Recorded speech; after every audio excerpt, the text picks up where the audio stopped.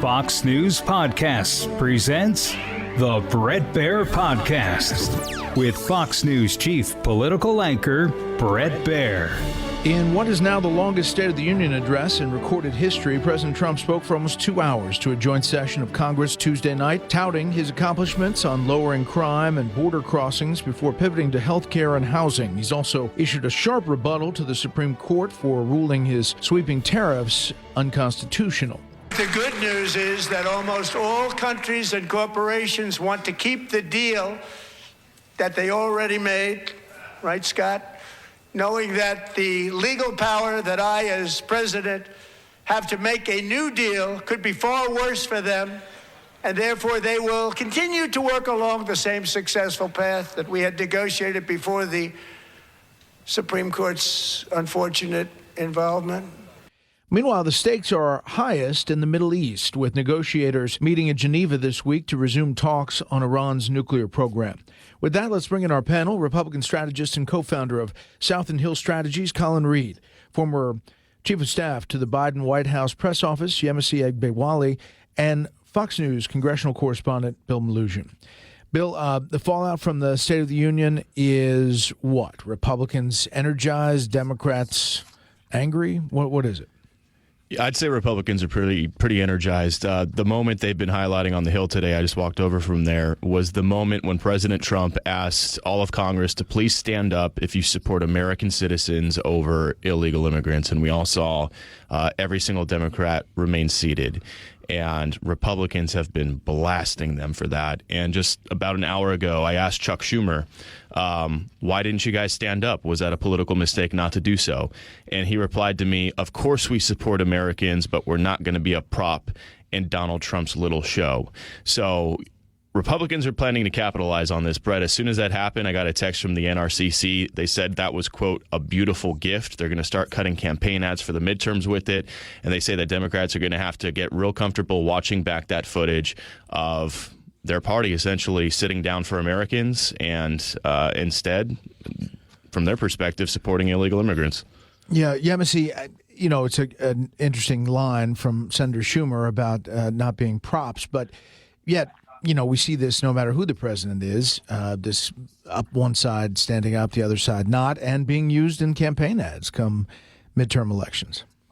Yeah, the action of when you clap and when you sit has kind of overemphasized a lot of the State of the Union, especially in recent years. I think Democrats played it really, really well. There were a lot of moments where I hesitated and hoped somebody didn't speak out. We, of course, saw last year, Congressman Al Green had an outburst, and this year he just held a sign and he was quickly escorted out within the first 5 minutes. And there were plenty of moments where Democrats stood and applauded, especially that heartening moment when it came to the Coast Guard and the young girl that was saved at Camp Mystic. We saw them clap when Team USA came in for the hockey team up in the press gallery. I do think that Democrats have to be careful on what they stand for when it is clearly pointed statements that might feel like a trap. But politically, overall, I think Democrats played it safe. And those that didn't attend really did a disservice because the biggest statements were the ones that happened in that room. Mm-hmm. Colin, the president clearly spent a lot of the time on the economy and the economic situation, acknowledging as much that, poll numbers, people aren't feeling it. And the vice president came out today, almost, it seemed, to reinforce the message that we know we have a lot more to do.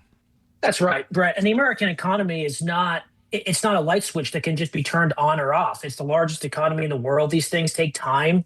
And he's only been there a year, and there's been some promising signs along the way. But at the same time, there's an election looming not that far away, and where the economic results will be front and center in voters' minds. And last night you saw the president drive an economic message, and he talked about the turnaround and the need to continue the progress. And come April, and people are start filling out their tax returns. And you saw some of this preview last night, whether it's more higher tax returns or the Trump accounts for newborns, for those who had children last year, no tax on tips, auto loan interest deductions. There's a number of things that people are going to start feeling in their pocketbooks and their wallets and their everyday lives. And the bet from the party is that will in turn lead to better poll numbers and a better perception of how things are economically in the world right now. Yeah, Bill, one of the big lines was for voter ID, and the Save America Act is now going to be put on the Senate floor. Senator John Thune, the majority leader, saying he is going to move forward with that. How does that look, and can they get it across the finish line?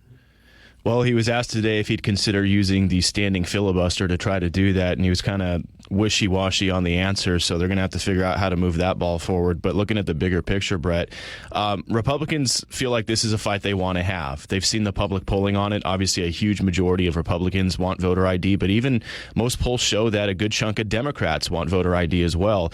And they like to point out some of the hypocrisy. You heard President Trump mention during his speech last night that even for snow shovelers in New York City under Mayor Mamdani, they require multiple forms of ID if you want to get paid for that. But if you want to vote in a federal election, there's no vote. You don't have to prove you're a citizen or anything like that. So they think that's a fight that they can win. And it's a fight they're so fervent about that you have a handful of Republicans who have been trying to get into Thune's ear and say, just nuke the filibuster, do whatever you have to do to get this thing passed. Because if we don't do it, the Democrats are eventually going to take power again. They will nuke the filibuster. We can't sit and wait. So what Thune ends up deciding to do, we'll have to wait and see. But yes, almost every Republican you talk to, the Save America Act, voter integrity, voter ID is pretty darn near close to the top of their list of priorities, next to mass deportations in the economy. Panel, we'll hold it right there. Yemisi, there is a vulnerability there on defending the we don't want voter ID. Some Democrats do it better than others. But as a party, where do you think Democrats are? I think there's nuances to the SAVE Act that Democrats are kind of pushing for, right? They're pointing out the fact that there are a lot of these identifications that maybe some Americans in rural areas or lower income neighborhoods might not have access to, like their birth certificate or their passport. But what I don't want Democrats to do is back themselves into the trap of saying we don't believe in voter ID, period. There's so much that is used in everyday life for your job day to day that you have to use an ID for. And so if you push back against the SAVE Act, I think you have to come up with something else as an argument. And I haven't really seen Democrats as a whole at the Congressional level have a winning message when it comes to that. Yeah. And Colin, obviously Republicans feel like this is a winning message to take into the midterms. That's right, Bret. And people like me and others on the right side of the aisle have criticized the Democrats for not having a message. I think we're wrong about that. They do have a message, and it's being reflexively opposed to all things the administration puts forward, even if they're things that 70 to 80% of the country agree with. And that's a good thing. And you saw this last night with some of these protest movements, these giraffe and frog costumes. And the president's always been blessed with some of the weakest opponents. And that trend continues. And these things with people refusing to stand up for Americans, the walkouts, the protests, even some of these ideas, frankly, that come from the left side of the aisle, things like capping medicine prices or credit cards, things that are typically Democratic ideas, you couldn't even see them get up and stand up for that because everything he does, they reflexively oppose. And that's the best thing he has going for him, especially as the economic situation begins to improve over the course of the year. Yemisi, what's the best thing that Democrats have for them? The best thing Democrats have for them right now is momentum going into the midterms. You've got a great slate of people that are even challenging Democratic incumbents. I think there is, for the first time in a very long time, energy as a younger generation is looking at a Democratic establishment that is aging out. And there is actually participation from the voter side of getting involved in the electoral process. And that hasn't happened for a very long time for Democrats because we've only really put forth the same type of candidates. So that's exciting to look at. Yeah, speaking of candidates, Senator John Cornyn in Texas facing a pretty stiff primary bill. And the president has not engaged here, has not endorsed, even though the incumbent is Senator Cornyn. He's facing the Attorney General, Ken Paxton, and Wesley Hunt, a congressman. It seems like the race is turning Cornyn's way, but it's only a matter of points, and you're running out of time here in the primary. It's interesting that there's not an endorsement there. Yeah, and John Cornyn would really, really like to have that endorsement, obviously. Ken Paxton was actually up here on the Hill last night for State of the Union. We saw him. Their other opponent, Wesley Hunt, was not at the State of the Union. I think he was the only Republican not on the Hill last night. He was watching it in Texas, and that's part of the criticism is he's missed a whole lot of votes and a whole lot of action being a Republican on the Hill. But Brett, to your point, yeah, that that primary has gotten real nasty on the Republican side. And Republicans as a whole, I mean, not a lot of people will say this just straight up, but most of the Republicans you talk to on the Hill would like to see Cornyn emerge from that because they feel they will save a whole lot of money running Cornyn against someone like a Jasmine Crockett or a James Tallarico. They'd feel pretty safe with that seat in Texas staying red if Cornyn were to emerge from that primary rather than Paxton, who has more of that MAGA-based support, but it's got a lot of skeletons in his closet, and they see it could be more of a coin flip going up against somebody like a Crockett or a Tallarico. So they feel that it's in Republicans' best interest if Cornyn comes out on top in that one. However, you're not seeing the endorsement from President Trump, nor are you seeing it from Texas Senator Ted Cruz either. Neither of them have decided to throw their hat in the ring and get behind one of these guys.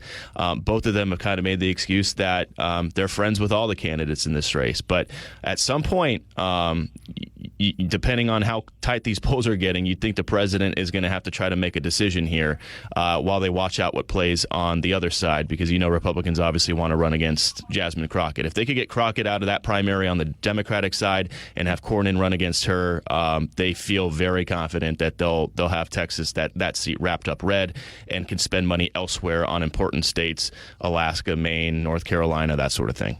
Yeah, and mid-year, once we get into this primary season and start looking towards November, we're going to look at these specific races and be able to see a much clearer picture, Colin, about the map. And the map is better for Republicans on the Senate side, but it is touch and go when it comes to House numbers because it's so slim, the majority. That's right. And in Texas, this is really simple. If John Cornyn wins this nomination, the race comes off the map in November as a competitive seat. Every 2 or 4 years, Democrats talk a big game about Texas. I always call it fool's gold because it's still a red state. But with a guy like Ken Paxton top that ticket, it's going to take a whole lot of time, a whole lot of money, and a whole lot of resources that could go other places because this map is expanding by the day. The political environment, any Republican who's being honest with themselves knows it's a challenging environment, knows these midterms are unpredictable, and you want to just have states like Texas in your pocket in a general election so you can focus on the battlegrounds elsewhere and not have to spend a whole lot of money in a solidly red state like Texas, where John Cornyn has represented Texans ably for several terms now in the United States Senate. Yeah. Last thing, Yemisi, this Epstein story is not going away. It is kind of a thorn in the side of President Trump, who says he's exonerated in the Epstein files. However, there's this news story about some 53 pages that allegedly are not or were taken away from the original release of the millions of pages. Every day there's another story about another figure, some of them prominent Democrats who are losing jobs or stepping aside or moving on. Where do you think this falls out politically in the big picture? And is it worth Democrats going down this road with vigor, even though they're taking out numerous of their own people? Yeah, well, that's in two parts. Looking at the State of the Union, it was interesting that a majority of the guests had a running theme and they were survivors of Epstein. And a lot of the people, a lot of the members that invited them were senior leadership. We know that Schumer and Jeffries both invited survivors of Epstein. We also know that high-ranking Democrats like Robert Garcia, top Dem on oversight, and also Jamie Raskin, top Dem on judiciary, invited Epstein survivors.